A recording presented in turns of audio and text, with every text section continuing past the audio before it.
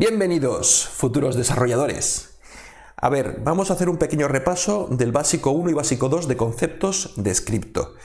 No queremos que nadie se quede atrás y vamos a hacer un repaso, un resumen de lo que hemos visto durante estas 2 semanas para que los conceptos queden claros. Si los conceptos quedan claros, después va a ser mucho más sencillo poder implementar nuestras ideas con Scripto, ¿vale? ¿Qué vimos en el básico 1? Vamos a repasarlo. En el básico 1 vimos que Scripto es un lenguaje orientado, y nos vamos a quedar con esta palabra, por eso está remarcada, a activos o assets en inglés. ¿Qué son los activos dentro de Scripto? Cualquier cosa, cualquier recurso que tengamos. Puede ser un token, puede ser un NFT, puede ser un componente, cualquier activo que poseamos dentro de la red de Radix. ¿Por qué son tan importantes los activos en Scripto? Pues porque la propia red de Radix, para la red de Radix son, digamos, el elemento más importante de todos. En comparación con otras redes, en Radix los activos no viven dentro de contratos inteligentes, sino que viven en la propia red, se encuentran en la propia red. Digamos que son entidades de primera clase. Tanto es así que en Radix podemos decir, y nos vamos a quedar con este otro término, ¿vale?, que es fundamental, que podríamos decir que en Radix los activos son físicos, tangibles, de tal manera que la convierte en algo completamente diferente a lo que conocemos hasta ahora dentro de la programabilidad de redes, vamos a llamarlas blockchain, ¿vale? No es blockchain, sabemos que Radix no es blockchain, pero digamos dentro de este tipo de redes criptográficas. Aquí el ejemplo, ¿vale? El gráfico aquí nos muestra cómo funciona más o menos, ¿vale? Diríamos que tenemos diferentes cuentas dentro de la red de Radix. Ya veremos más adelante que podemos llamarlos bóvedas, etc. Y ahora los activos, en este caso un token, viaja de un lugar a otro de esas cuentas o esas billeteras o esas bóvedas. Viaja, se mueve físicamente de un lugar a otro. No es simplemente un apunte dentro de un listado en un contrato inteligente, ¿vale? Esa sería la idea, ¿vale? Bueno, insistimos en la idea. Scripto, se nos tiene que quedar grabado, ¿vale? Es un lenguaje de programación orientado a activos, vamos a decir, único en su especie. No existe otro parecido actualmente. ¿Qué podemos hacer? Podemos programar contratos inteligentes. Y aquí remarcamos este hecho. Los contratos inteligentes dentro de Scripto se llaman componentes, ¿vale? Componentes. Y con ellos, a su vez, uniendo estos componentes, al final llegamos a programar aplicaciones dApps, en este caso bien específicas para el mundo DeFi.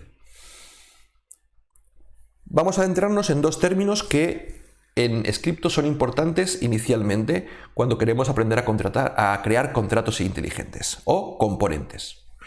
Es buena hora de la mañana, vamos a hacernos un cafecito.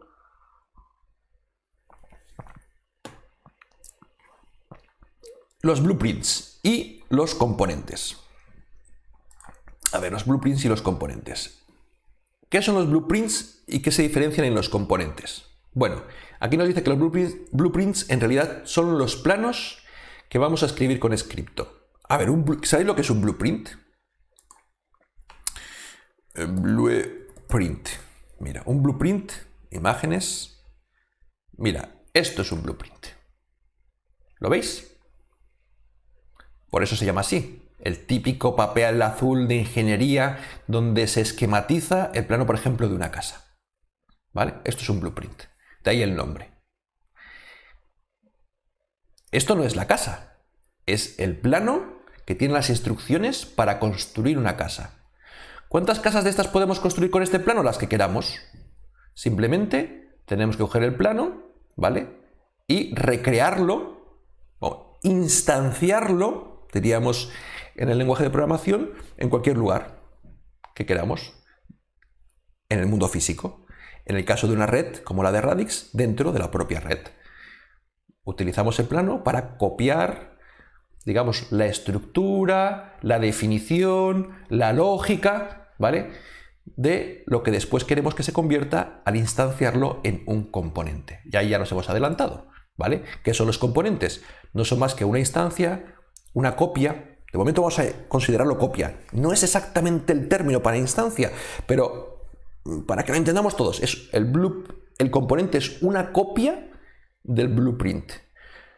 Los blueprints, digamos, van a estar alojados dentro de la red de Radix para que cualquiera que quiera utilizarlo, uy, esa casa me gusta, ese blueprint me gusta, hace algo, tiene una funcionalidad que me atrae. Lo voy a copiar, lo voy a instanciar, lo voy a llamar, ¿vale? Para que ahora yo pueda utilizarlo dentro de mi dApp. ¿Quiere decir que lo estoy modificando al llamarlo? No. ¿Quiere decir que nadie más puede utilizarlo? No. El blueprint queda ahí para que cualquiera que quiera utilizarlo dentro de su dApp lo instancie y lo pueda utilizar. Si en el futuro se me ocurren más ejemplos, analogías para que lo podáis entender, no os preocupéis que os la haré saber. Dice, una vez instanciado un blueprint se convierte en un componente y ahora quiere vida dentro de la red de Radix. ¿Qué quiere decir esto? Que los componentes dentro de la red de Radix tienen una dirección donde poder acceder a ellos, verlos, etc. Tienen vida propia. Los blueprints no tienen dirección. Simplemente son el esquema, el diseño, la lógica, ¿vale? En la que después se convertirá en un componente. Lo mismo que ocurre en la realidad si seguimos con la analogía de las casas. Un plano no tiene una dirección, pero cuando ahora ese plano lo transformamos en algo físico, en algo real, ese lugar tiene una calle, una dirección, una ciudad, un número, un código postal, etc. Esa sería la analogía. Y en el caso de la red de Radix, pues a ese componente se le asigna una dirección. En el momento que tiene una dirección, ¿vale? Su referencia, donde poder encontrarlo, es como si hubiera adquirido vida ese componente. Recordemos, componentes igual a contratos inteligentes. Una vez más nos dice, los blueprints son, otra analogía diferente, plantillas a partir de las cuales se pueden crear copias de los componentes, como si fueran moldes para hacer pan. Pones el pan en el molde y cuando lo sacas tendrá la misma forma que tenga el molde. Claro, podemos crear estos blueprints de tal manera que cuando creemos este nuevo componente, pues pueda tener parámetros de entrada que, digamos, alteren la lógica del componente de tal manera que podamos obtener resultados diferentes, ¿vale? Eso ya serían, digamos, blueprints más complicados que podrían ser parametrizables, para que veamos la potencialidad. Esto lo abundaremos más adelante, pero para que veáis la potencialidad de los componentes. Entonces, ¿qué voy a escribir yo? Cuando yo me ponga a tipear, a teclear código, que voy a escribir blueprints, ¿vale? Y después, cuando este blueprint lo quiera utilizar dentro de la red, instanciaré, llamaré a este blueprint y lo copiaré, haré una copia exacta de él, entre comillas, ¿vale? Dentro de la red de Radix y pasará a llamarse un componente con su propia dirección, con lo cual querrá decir que tiene vida como contrato inteligente dentro de la red de Radix. No os preocupéis si no estáis asimilando los conceptos, tranquilos, volveremos a ellos, seguiremos repitiéndolos para que se nos queden bien claros. La imagen que os he puesto aquí, ejemplo de un blueprint, ¿vale? Tenemos el paquete A, un paquete puede contener varios blueprints, ¿vale? Y en este caso un blueprint puede contener, nos vamos adelantando a lo que veremos más adelante, pueden contener, digamos, una parte de estructura donde declaramos los recursos y los datos, y luego contiene una parte de implementación de esa estructura donde colocamos las funciones o los métodos que luego serán llamados que luego utilizaremos desde los componentes. Cuando ahora instanciamos este blueprint, aquí se ve lo de new, instanciamos este blueprint, ¿vale?